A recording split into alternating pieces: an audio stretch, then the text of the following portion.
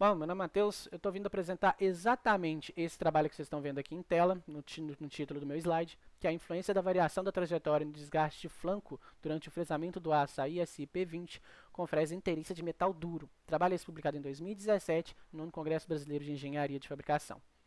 Mas, bom, quando a gente fala que quando um trabalho tem um objetivo de avaliar desgaste de uma ferramenta de corte, é importante sempre estar avaliando a relação da ferramenta de corte com o processo de usinagem. E no caso do fresamento, isso é mais necessário ainda, visto que a ferramenta de corte trabalha durante o processo de forma interrompida, tendo ali um grande impacto, sofrendo grandes impactos e ações críticas no processo, intensas no processo. Mas, bom, com isso, somado a um possível erro por parte de parâmetros de usinagem ou escolha de material da ferramenta, é possível que se ocorra durante o processo desgastes excessivos ou avarias mecânicas na ferramenta, como lascamento, quebra ou mesmo trincamento. E é importante estar avaliando isso no processo, porque ele é um grande indício de melhorias no seu processo de usinagem. Como, por exemplo, se existe uma avaria, como lascamento ou quebra no seu processo, ele pode acabar significando que o material que você selecionou para a ferramenta não é um material, poderia ser mais tenaz, ou que a geometria de corte, da ferramenta de corte, poderia ser positiva, ou até mesmo uma redução no valor do avanço que sofre durante o processo.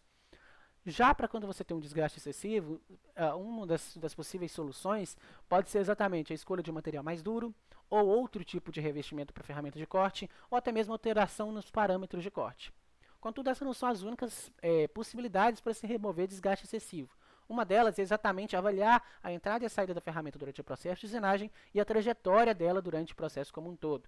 E o trabalho veio exatamente pegar nesse ponto. É avaliar 3 possíveis trajetórias geradas no software competente, que é o EDCAM, num corpo de prova de material AISI P20 e verificar o desgaste nela realizando esse processo. Mas, bom, antes de falar sobre os ensaios e mais detalhes sobre como foi feito as análises, vamos falar sobre os métodos aplicados aqui.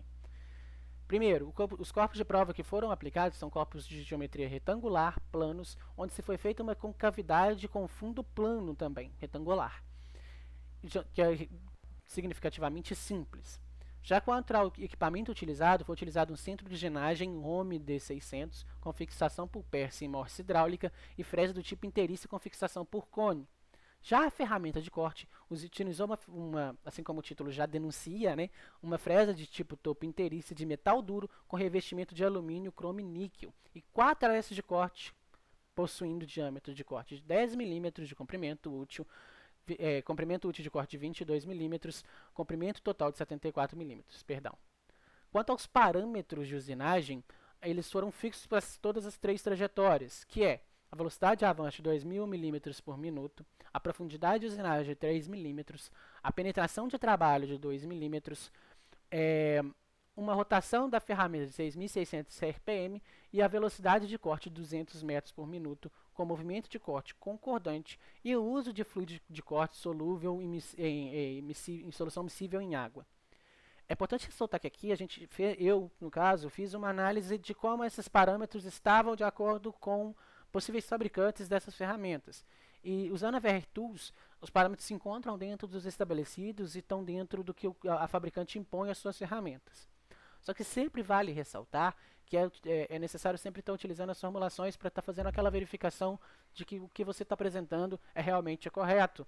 E aí você percebe uma pequena divergência, não muito grande, como por exemplo a velocidade de corte de 200 metros por minuto, não é exatamente 200 metros por minuto, quando você usa a formulação é 207, alguma coisa. Então, existe essa divergência, mas ela é bem inferior ela é bem minúscula em relação aos parâmetros e mesmo ao que é tabelado pela VRTools para essas ferramentas. Mas continuando. O material para o corpo de prova, que é o AISI-P20, ele foi selecionado por conta da sua aplicabilidade, principalmente pensando em moldes de injeção de termoplásticos. Então, ele é utilizado pela indústria.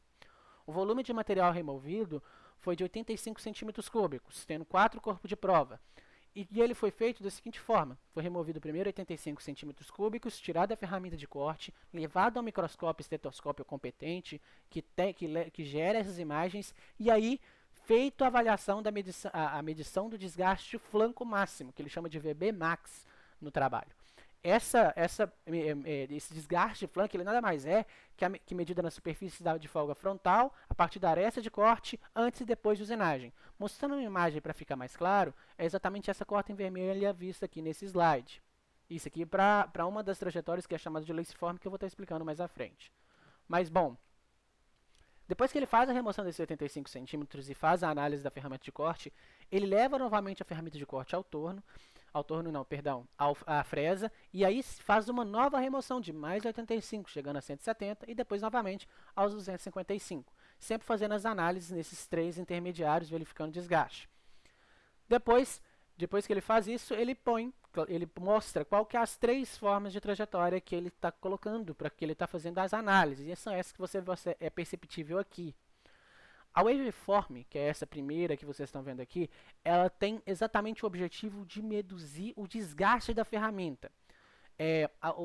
Ela quer reduzir, mantendo a carga na ferramenta o mais constante possível e uma espessura de corte o mais constante também possível. E principalmente quando você pensa nas quinas vivas da geometria. Já a laceform, ela já não tem essa preocupação, ela simplesmente define linhas paralelas em relação ao plano XY e uma entrada em Z circular. Quanto à última, a espiral, ela já não tem a preocupação quanto ao desgaste, mas sim quanto aos tempos. A busca dela é reduzir o máximo os tempos de aproximação e afastamento da fresa, mantendo a ferramenta em constante trabalho. Com isso, tendo todos os métodos e as trajetórias bem descritas no trabalho, ele apresenta os resultados para todos os volumes removidos de 85, 170 e 255 e o desgaste ali no eixo Y do gráfico. E é possível perceber que a laceform apresenta maiores desgastes, isso que não foi uma preocupação da trajetória quando ela foi proposta. Contudo, a waveform e a espiral apresentam uma relação interessante. Era esperado que a waveform apresentasse menores desgastes do que a espiral, tanto por conta do objetivo no qual a trajetória é montada, quanto também pelas outras referências bibliográficas que é postas no texto ou estudos anteriores realizados. Só que isso não acontece, a espiral acaba tendo menor desgaste do que a waveform ainda. Então, o autor achou necessário fazer uma avaliação no tempo para ver como que isso ocorre, como esse desgaste ocorre em relação ao tempo de usinagem, o que gera esse novo gráfico que vocês estão vendo em tela. Nessas três curvas que estão vendo, é possível ver que a laceform realmente tem um desgaste superior em todo momento de usinagem. Contudo, a waveform ela ganha maior desgaste, principalmente ali nos 6 minutos de usinagem, enquanto a espiral apresenta menor desgaste, mas logo depois, nos minutos finais, nos 17 minutos de usinagem, a gente tem um desgaste similar entre as duas formas de trajetória. Mas o que a gente pode concluir desses resultados apresentados no trabalho? A primeira coisa é que essa diferença entre a waveform e a espiral, ela pode ter ocorrido principalmente porque é uma geometria muito simples. E é dito muitas vezes, dito principalmente nos objetivos, quando é montado na trajetória, que a preocupação da waveform é exatamente com os cantos vivos, em que está removendo constantemente o mesmo tanto de material. O que não existe muito numa geometria retangular, com cavidade plana, igual é imposto nos ensaios. Outro ponto também que pode ter ocorrido é exatamente de como ocorreu os ensaios. Como ele fez remoção de 85 centímetros cúbicos, depois para remover mais 85 centímetros cúbicos pós-análise, isso acabou dando tempo para a ferramenta esfriar e voltar depois, entrar no processo de operação e novamente ganhar temperatura. Isso pode acabar tendo prejudicado, influenciado nos resultados dele durante as análises que ele aponta. E principalmente porque o formato, a trajetória em espiral, ela tem a tendência de gastar menor tempo de usinagem, enquanto a waveform ela acaba tendo uma demora maior, porque ela não tem essa preocupação quanto aos tempos. Por fim, eu acredito que seja relevante ao trabalho, como perspectiva futura, está fazendo uma análise não somente do desgaste de flanco, mas do desgaste da ferramenta como um todo, visto que pode ter ocorrido desgastes que não foram pontuados nesse trabalho.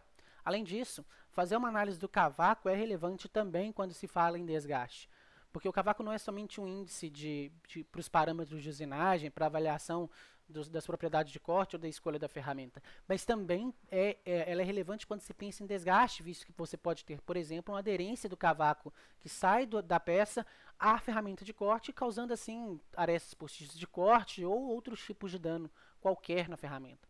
Então, é relevante estar fazendo essa análise e é uma boa perspectiva futura de trabalho para continuidade.